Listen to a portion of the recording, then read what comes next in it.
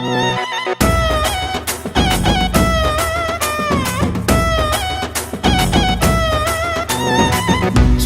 সেজে আমি হাজির হয়েছি,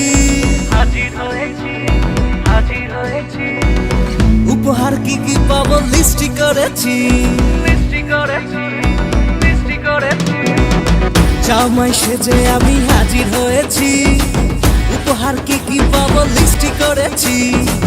জমিয়ে খাবো আমি ইলিশ মাংস কই, খাবো আমি ছেটে পুটে মিষ্টির সাথে দই। করোনা বেশি সবার দেখাবো আমার